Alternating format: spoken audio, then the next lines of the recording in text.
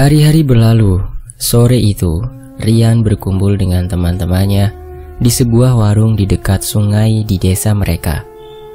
Tiba-tiba, saat sedang asyik mengobrol, Toto melihat sebuah perahu karam di tengah sungai. "Astaga, ayo kita bantu mereka," ujar Toto, seraya menunjuk ke arah perahu yang karam itu. Rian dan teman-temannya segera berlari turun ke sungai. Tanpa membuang waktu, mereka terjun ke sungai, berenang, mendekati perahu itu. Toto menangkap seorang anak kecil dan segera membawanya ke tepian sungai. Rian merasakan kakinya seperti menyentuh sesuatu. Lalu Rian menyelam untuk menarik sesuatu itu. "Ya Tuhan, ini manusia," batin Rian segera menarik orang itu ke permukaan air dan berenang ke tepian sungai. "Ya ampun, perempuan," gumam Rian. Teman-teman Rian lainnya berenang ke tepian. "Apa kira-kira masih ada orang yang belum kita temukan, Yan?" tanya Toto. "Sepertinya tidak ada, mereka cuma berempat," sahut Wewen. "Ya sudah, kita bawa mereka naik ke atas dulu." Rian dan teman-temannya membawa keempat orang itu ke rumah Pak RT. Warga berkumpul di rumah Pak RT. Ada yang membawakan makanan, ada yang membawakan pakaian, bahkan selimut untuk keempat orang itu. "Yan, bayi ini terus menangis. Sepertinya dia kelaparan, Yan," ujar Toto dengan raut wajah bingung. "Sini, biar aku yang menggendongnya," ujar Rian. Toto menyerahkan bayi itu pada Rian. "Ya ampun, Tok, pakaiannya basah begini. Kenapa belum kamu ganti?" bentak Rian, segera melepaskan pakaian bayi itu. Toto menggaruk kepalanya. "Kan kita tidak punya baju bayi, Yan," jawab Toto. Rian hanya diam dan melepaskan baju untuk bayi itu. "Wen, tolong kamu ke rumahku ya. Ambilkan uangku di dalam lemariku. Terus kamu ke warung, belikan minyak kayu putih sama bedak bayi. Kalau ada sama baju bayinya sekalian ya," ujar Rian. Iya. Rokok sebungkus ya, Yan. Aku males pulang ambil uang," ujar Wewen keluar rumah. Sesaat setelah Wewen keluar, tiba-tiba dia masuk kembali. Yan, maksudmu lemari yang mana, Yan? Lemari yang ada di kamar ibumu atau yang di kamarmu?" "Yang di dalam kamarku, Wen. Kalau kau ingin mengambil uang di lemari ibu juga tidak apa-apa. Paling kau yang akan dipukul ibuku." "Cepatlah, Wen, bayi ini kedinginan," ujar Yan kesal. Ya, 2 bungkus rokok ya, Yan, utang dulu, nanti kapan-kapan ku bayar," ujar Wewen seraya berlari keluar rumah Pak RT. "Sialan si Wewen," umpat Rian. Rian menggendong bayi itu berusaha membuat bayi itu tenang. "Yan," ujar Midun. Kau pengalaman sekali mengurus anak, Yan." Rian diam saja. "Aku curiga, Yan, jangan-jangan kau sudah punya anak dengan Diang, Yan." "Terserah kau sajalah, Dun." "Yan, gadis ini cantik juga," ujar Midun. "Mungkin itu ibunya, Dun," sahut Toto. "Lalu Amang ini siapa? Aku tidak percaya jika dia itu suami dari perempuan ini," ujar Midun. "Pak RT, Tok, Yan, gadis ini bangun," ujar Midun. Perempuan itu membuka matanya. Lalu dengan wajah panik dia berkata, "Anakku di mana? Anakku di mana?" isak perempuan itu. Rian yang mendengar itu segera masuk ke dalam rumah. "Maaf, ini anakmu. Aku tidak bermaksud apa-apa, tapi dia menangis, dan kami hanya ingin menenangkan anakmu," ujar Rian seraya menyerahkan bayi itu. Dengan tangan gemetar, perempuan itu mengambil anaknya dari tangan Rian. "Terima kasih," ucap perempuan itu. "Ayah dan ibuku bagaimana?" tanya perempuan itu. "Mereka baik-baik saja," kata Toto. "Syukurlah. Yan, ini minyak kayu putih sama bedak dan baju bayinya." "Aku kapok rumahmu, Yan. Nih lihat, kepalaku benjol dipukul ibumu," ujar Wewen kesal. Rian tersenyum.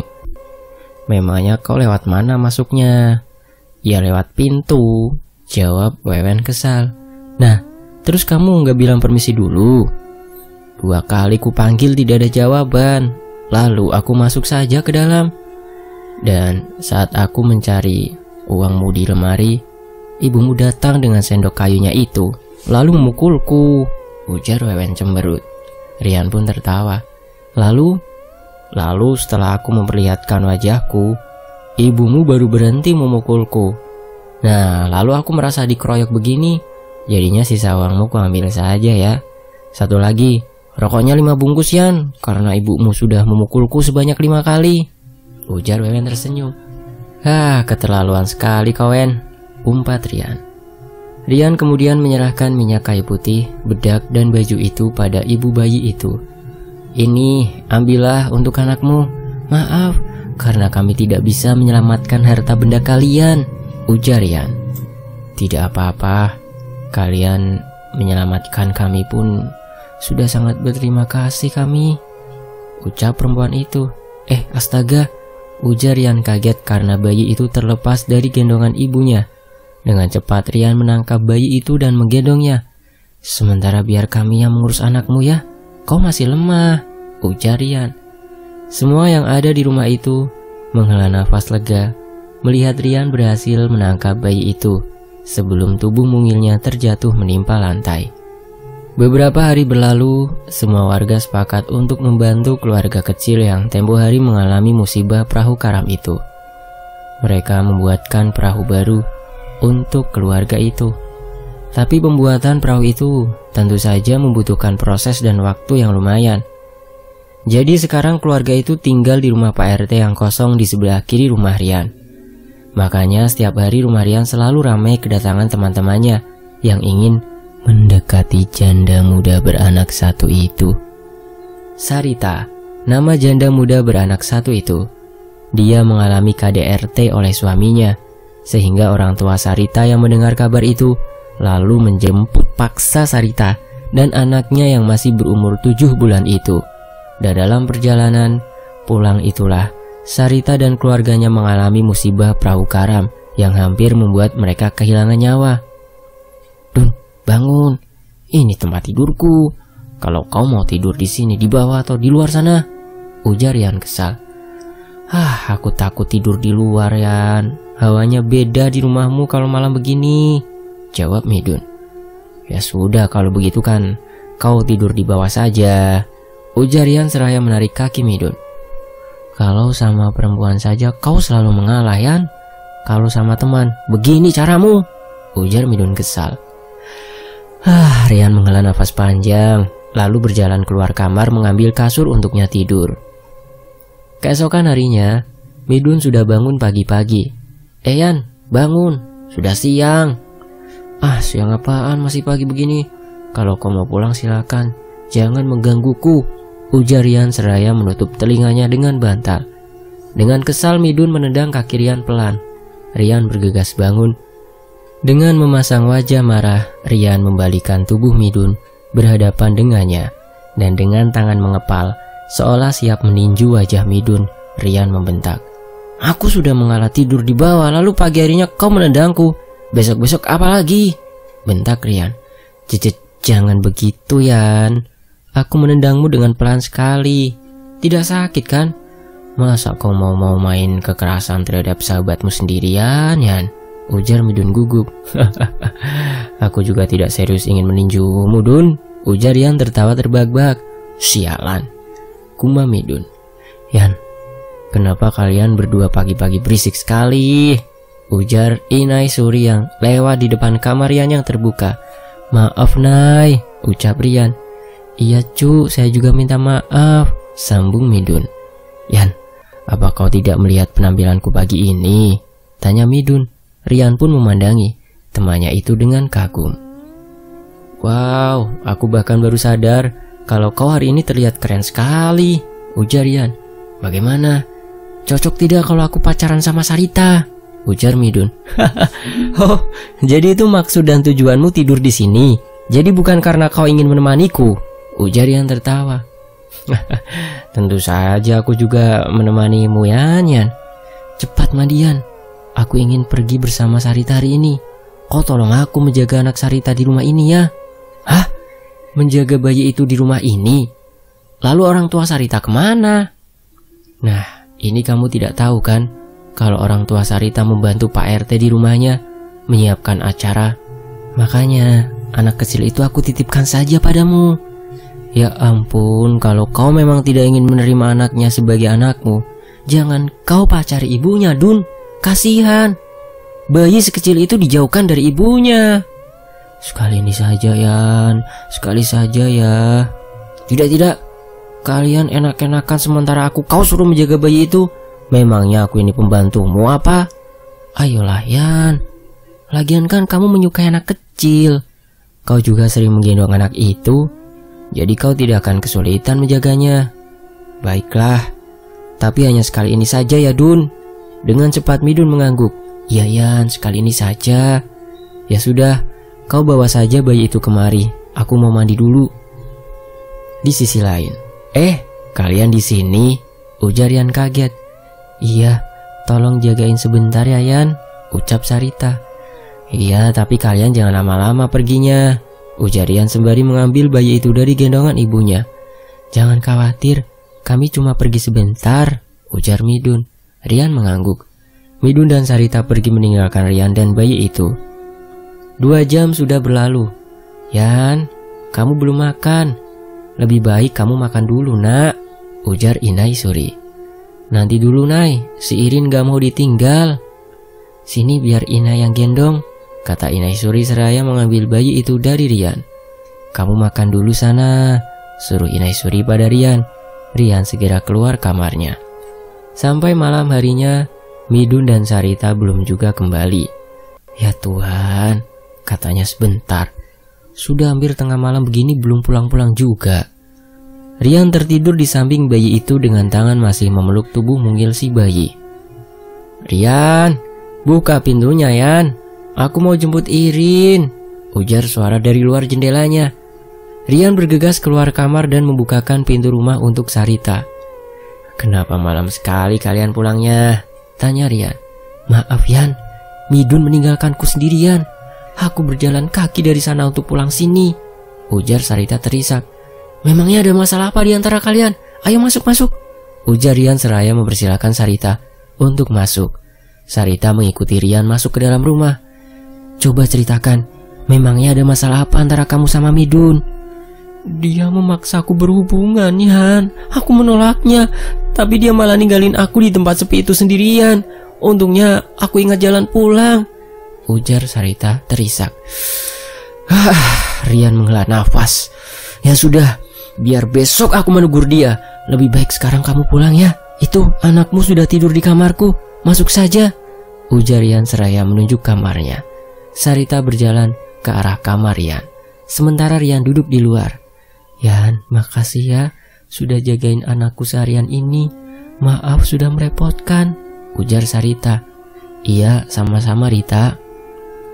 Sesaat setelah Sarita pulang, Rian segera masuk ke dalam kamarnya untuk melanjutkan tidurnya.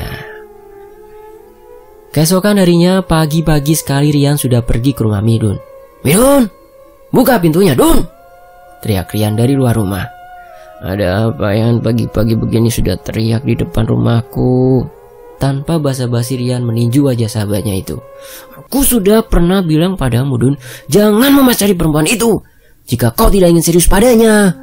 Seharian lebih aku menjaga bayi itu untuk kalian, tapi pulang-pulang Sarita menangis. Dan itu karena kau meninggalkan dia sendirian di jalanan sepi. Kau ini laki-laki atau banci, Dun?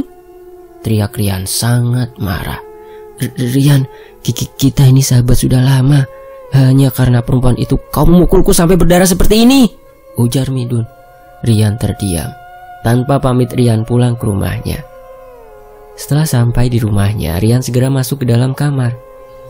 Rasa kesal terhadap sahabatnya itu masih ada. Hingga siang harinya, Rian masih mengurung diri di dalam kamarnya.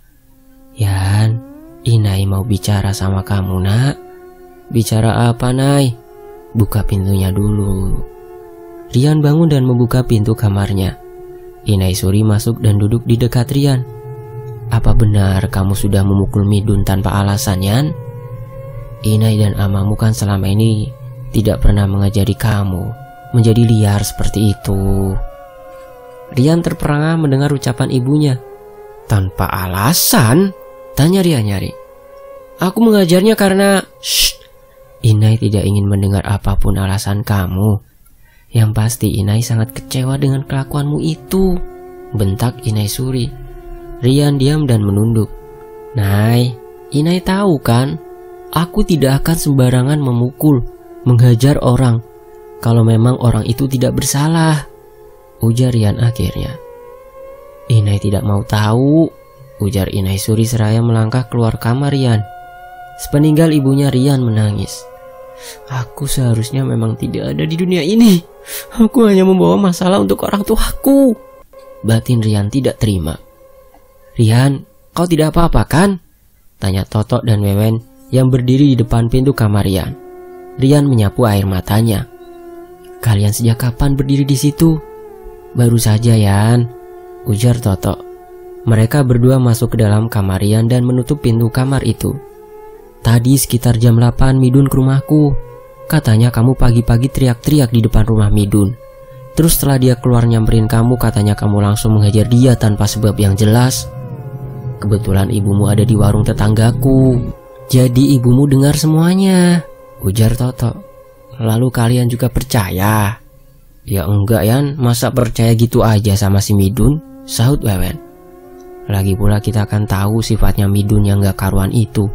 Masa iya kau menghajar dia tanpa alasan yang jelas, ujar Totok. Rian tersenyum. Lalu Rian menceritakan yang sebenarnya pada kedua sahabatnya itu. Wah gila, bangsat bener tuh orang. Dia mau enaknya aja. Lah kamu disuruh jagain bayi sekecil itu, terus ibunya gak mau nurutin ditinggal pergi gitu aja, ujar Rian kesal. Kamu kenapa juga mau Yan disuruh jaga anak kecil gitu?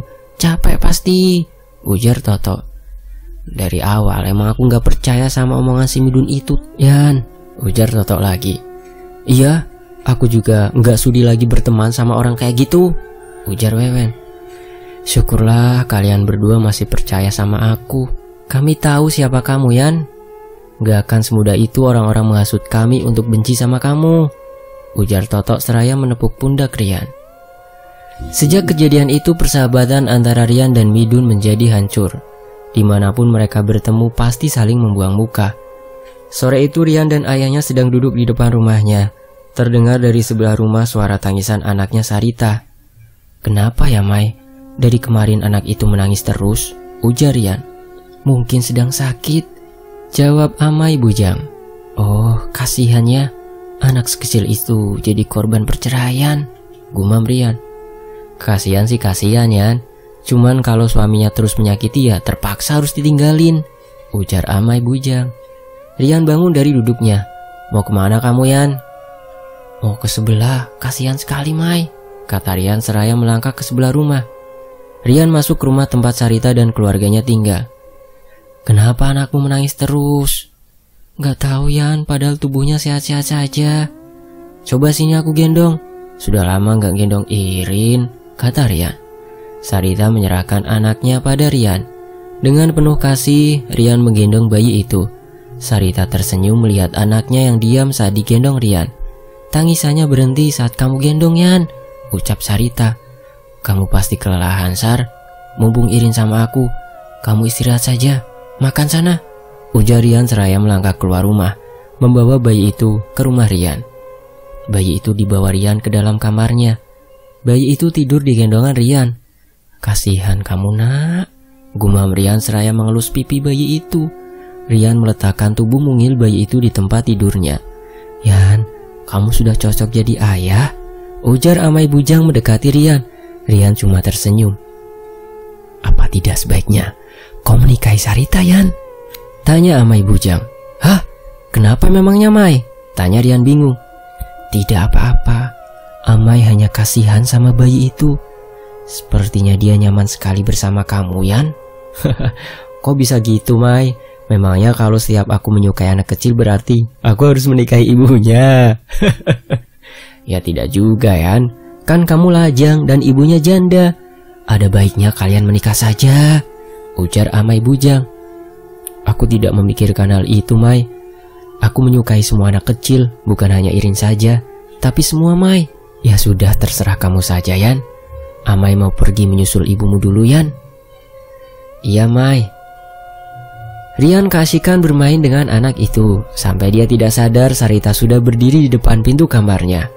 Wah, Irin terlihat sangat senang bermain bersama kamu, Yan. Andai ayahnya perhatian seperti kamu, Yan, mungkin aku dan Irin tidak akan pergi meninggalkan, ujar Sarita seraya melangkah masuk ke dalam kamar Rian. Kau mau menjemput Irin? Tanya Rian. Iya, Yan, jawab Sarita seraya meraih tubuh anaknya itu. Namun saat berada di gendongan ibunya, bayi itu menangis seakan tidak ingin jauh dari Rian. Biarkan saja dia di sini sampai tertidur, kata Rian mengambil anak itu dari gendongan Sarita. Maaf ya Rian, anakku sangat merepotkanmu, ucap Sarita. Tidak apa-apa Rit, jawab Rian seraya mencium bayi itu. Sarita tersenyum lalu duduk di kursi yang ada di kamar Rian itu. Yan, kelihatannya kau sangat menyukai anak kecil. Iya, jawab Rian singkat. Suasana menjadi hening. Hanya suara Rian dan bayi itu yang terdengar. Sesaat kemudian bayi itu mulai menangis. Sarita, sepertinya Irin sudah haus dan mengantuk. Kau susuilah Irin, aku mau keluar dulu. Sarita mendekati anaknya dan mulai menyusui bayi kecil itu. Beberapa saat kemudian bayi itu mulai terlelap. Apa Irin sudah tidur? Iya Yan, jawab Sarita sembari bangun dari tempat tidur Rian. Biar aku antar, di luar sudah gelap, kata Rian seraya mengangkat tubuh mungil bayi itu lembut. Sarita berjalan lebih dulu. Rian, maaf nak, cucuku merepotkanmu, ujar orang tua Sarita. Iya, tidak apa-apa, jawab Rian seraya meletakkan tubuh Irin ke tempat tidur. Mau minum dulu Yan? Tanya Sarita. Tidak usah Rit, aku sudah mengantuk, jawab Rian lalu bergegas pulang. Sejak saat itu, hampir setiap hari sepulang kerja Rian selalu menjemput bayi itu untuk menemaninya di rumah. Anehnya, bayi itu selalu tertidur saat ada bersama dengan Rian. Dan malam itu sama seperti malam-malam biasanya. Irin sedang bermain bersama Rian di dalam kamarnya. Padahal sudah jam segini, kenapa Irin masih belum mengantuk ya? Ujar Sarita seraya duduk di samping Rian yang tengah bermain dengan Irin. Biarkan saja, ujar Rian. Kamu pasti capek Yan. Rian tersenyum seraya menoleh ke arah Sarita. Kalau kau sudah mengantuk tidur saja di sini. Nanti kalau Irin sudah tidur aku akan membangunkan kamu, ujar Rian seraya menepuk tempat tidurnya. Sarita yang memang sudah mengantuk itu pun menuruti perkataan Rian. Sementara Rian membawa Irin keluar kamar. Setelah lumayan lama bermain dengan Rian di luar kamar, akhirnya bayi itu mulai menangis. Rian membawanya masuk ke dalam kamar. Sarita, bangun, Irin sepertinya ingin tidur, ujar Rian seraya meletakkan bayi itu di samping Sarita. Rit, di luar hujan, sebaiknya kalian tidur di sini saja. Lagi pula orang tuamu juga belum pulang. Lalu kamu? Aku bisa tidur di bawah, kata Rian. Maaf ya Yan, kami jadi sering merepotkan kamu, ujar Sarita menyentuh tangan Rian. Rian bergegas menarik tangannya. Iya, tidak apa-apa. Rian menggelar kasur di lantai lalu berbaring berusaha memejamkan matanya. Sementara di luar hujan masih sangat deras. Saat Rian sudah terlelap, tiba-tiba ada sesuatu menindih tubuhnya. Hembusan nafas hangat di pipinya. Rian perlahan-lahan membuka matanya. Astaga, kau kenapa? Ujar Rian yang melihat Sarita berada di atas tubuhnya. Ciuman hangat dari Sarita itu beberapa saat membungkam mulut Rian. Tapi sesaat kemudian Rian mendorong tubuh Sarita menjauh dari atas tubuhnya. Jangan memancing, kusar, ujar Rian seraya berjalan keluar kamar. Rian tidur di luar kamar menghindari kejadian yang tidak dia inginkan. Sekitar jam 11 malam, saat hujan sudah mereda, Inaisuri dan Amai Bujang datang dan melihat Rian yang tertidur di luar kamar itu. Rian, kenapa kamu tidur di luar? Tanya Inaisuri seraya menepuk-nepuk pelan pipi Rian. Inai baru pulang ya. Iya, karena hujan, Inai dan Amai terpaksa berteduh dulu Yan. Kenapa kamu tidur di sini? Sarita dan Irin sedang tidur di kamarku, Nai. Karena hujan makanya aku menyuruh mereka tidur di sini. Kamu tidak macam-macam kan? Tidak Nai, makanya aku tidur di sini. Setelah kejadian itu, Rian perlahan-lahan menjauhi Sarita dan anaknya. Walaupun dalam hati kecil Rian merindukan anak kecil itu. Rian menyibukkan diri, bekerja, memancing, dan lain-lain. Selalu pulang malam hari agar tidak bertemu Sarita dan anaknya. Malam itu, "Yan, apa kamu tidak tahu kalau Sarita dan orang tuanya sudah pulang dati pagi?" ujar Inai Suri. Rian terdiam sejenak. Aku tidak tahu, Nay. Sarita juga meminta nomor teleponmu pada Wewen." "Oh, memangnya kenapa kamu seperti menjauhi mereka, Yan?" tanya Inai Suri. Bukan menjauhi, Nay. Tapi aku sangat sibuk akhir-akhir ini." Setelah berkata seperti itu, Rian masuk ke dalam kamarnya. Rian merebahkan tubuhnya di tempat tidur. Kasihan anak itu.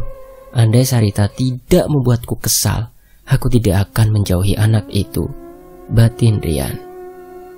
Kesalahan pertamanya yang fatal di masa lalu terhadap Libeb membuat Rian menjadi tidak ingin mengulang kesalahan itu dan berjanji tidak akan melakukan hubungan suami istri kepada wanita-wanita yang dia temui selain menjadi istrinya kelak.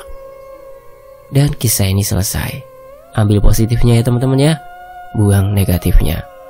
Saya pamit, wassalamualaikum warahmatullahi wabarakatuh. Sampai jumpa di kisah lainnya. Terima kasih. Alhamdulillahirrabbilalamin.